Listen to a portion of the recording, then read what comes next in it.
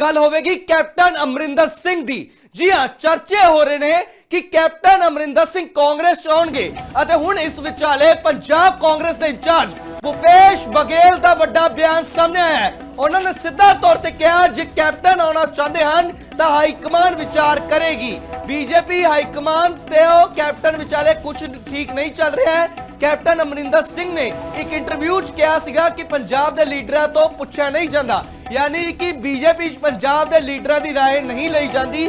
Captain Amarinder Singh ने एक interview च कहा सीगा, जिस तो बाद हुण सीधा तौर पर बीते दिनी ईडी वालों सम्मन भेजा जाता कैप्टन अमरिंदर सिंह नूं ते हुण पंजाब कांग्रेस के इंचार्ज भूपेश बघेल साफ कह गए कि जे कैप्टन कांग्रेस आना चाहते ने तो हाईकमान इस ते विचार करेगी। तो सीधा तौर पर भूपेश बघेल ने एक तरीके नाल कैप्टन अमरिंदर सिंह नूं कांग्रेस च आउण दा ऑफर दे दिता है और सीधा तौर पर कहा कि भूपेश बघेल यह भी कह चुके ने कि बीजेपी ने भी उन्होंने अप्रोच किया सी।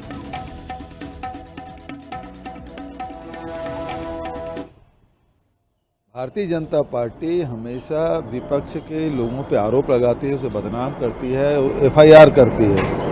ईडी, सीबीआई, डीआरआई, आईटी, ये सारे उसके हथियार हैं और उसके चंगुल में फंसने के बाद उसको कहते हैं भाई आ जाओ, भाजपा के पास वॉशिंग मशीन है और उसमें धुल जाओ और सब ठीक हो जाएगा। चाहे वो हेमंत बिश्व शर्मा की बात हो, चाहे स्वर्गीय अजीत पवार जी की बात हो, चाहे राणा की बात हो, चाहे और कोई, इन सब की बात देख लीजिए, ये सब उसी प्रकार से किए। जहाँ तक मेरी बात है तो मुझे अमित शाह जी ने बुलाया, बात की, सीधा मुझे वो नहीं कहा कि आप भाजपा में आ जाओ, लेकिन उन्होंने कहा आपके पास केस क्या क्या है, कौन से केस हैं आपके पास। मैं बोले 2-3 केस हैं साहब, बता दीजिए कौन कौन है, वो भिजवा दीजिए। मैंने कहा मेरे लिए बड़ा सुखद आश्चर्य है कि हम तो विपक्ष में हैं, हमारा धर्म है, विपक्षी धर्म ये कहता है कि मैं जो सत्ता में बैठे उसकी आलोचना करूं और उसके बाद भी आप मेरी मदद करना चाहते हैं साहब, तो ये मेरे लिए तो बहुत अच्छी बात है, सुखद आश्चर्य हो रहा है। तो एक बार और फिर बड़े साहब से मिल लीजिए। उनसे मुलाकात हुई और उन्होंने भी पूछा था कि भाई कौन कौन से केस है। मान लीजिए ये बात है और उसके बाद मैं चला गया और 8वें दिन बाद फिर छापा पड़ गया।